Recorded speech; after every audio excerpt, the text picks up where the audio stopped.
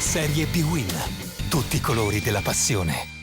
27esima giornata della Serie B-Win che allo stadio del Duca mette di fronte in una lotta per non retrocedere l'Ascoli di Castori al Portogruaro di Agostinelli. 24 punti i bianconeri padroni di casa, fanalino di coda della classifica, 28 gli ospiti che devono assolutamente uscire dal pantano della zona play-out. Dirige Pinzani di Empoli, assistenti Tasso e Crispo. Buona l'affluenza di pubblico sugli spalti per una gara in cui servono 12 minuti per vedere il primo brivido, che poi grande brivido non è, quando Tarana cerca un filtrante facile preda di Guarna.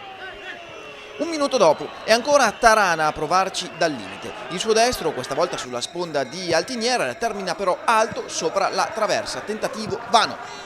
Ascoli vivo al 20° dalle parti di Rossi. L'impatto di Lupoli col pallone dalla destra però non è propriamente fruttuoso. Minuto 22, Cristante scivola sulla sinistra e Fexesin prova il tiro a giro. È facile preda di Rossi che blocca facilmente.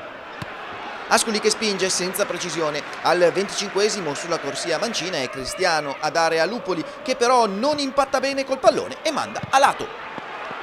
Intanto al 35° il Portogruaro continua a soffrire. L'Ascoli spinge ancora da sinistra, il cross di Cristiano è ancora per Lupoli che manca l'impatto col pallone. Allora Moretti fuori misura. Dall'altra parte Memusha da sinistra ci prova con il destro, in qualche modo facile per Guarna. Andiamo a vedere questo tentativo dell'albanese, del Portogruaro.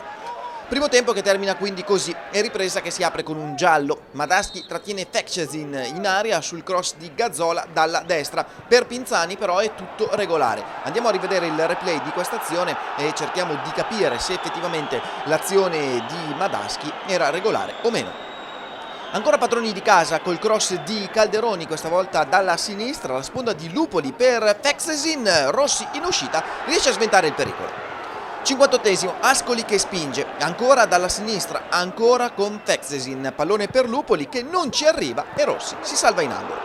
L'Ascoli porta una sola firma, quella di Fexesin, che stoppa di petto sulla sinistra, si aggiusta il pallone anche in questo caso, ci prova con il destro a lato.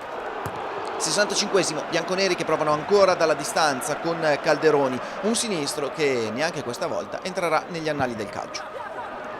Minuto 67 con Cunico che prova a dare la spinta ai suoi, il traversone dalla tre quarti destra per la testa di Scarpa che non si era ancora visto, fuori misura.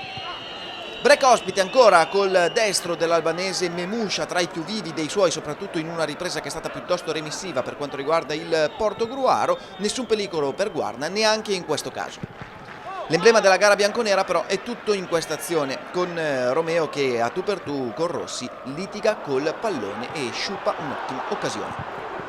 Minuto 88, Rossi vanifica le barricate, cross di Calderoni dalla sinistra, uscita scellerata del portiere del Portogruaro che è in ritardo sullo stacco di Mendicino. 1-0 Ascoli alla fine di un assedio infinito, Portogruaro colpevole di un atteggiamento remissivo, Rossi che non dormirà stanotte e Mendicino espulso perché già ammonito va ad esultare togliendosi la maglia. Cambia poco, mancano pochi minuti alla fine, è l'88°, Ascoli in 10 uomini, ma al 92° il nervosismo ospite si sfoga in questa brutta entrata di Mattielig, rosso diretto, e gara che si chiude qui con l'Ascoli che merita i 3 punti in pieno, con le due squadre piuttosto nervose soprattutto negli ultimi minuti, col Portogruaro che ha veramente rinunciato a giocare soprattutto nella ripresa.